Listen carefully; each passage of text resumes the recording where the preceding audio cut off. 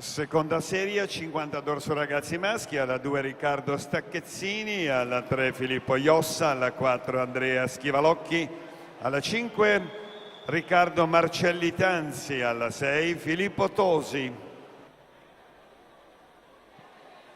Al cerimoniale 50 dorso junior femmine, Costadura Toso Bernardi, Piccinini Pagani Borro. Alessia Bianchi 28 e 80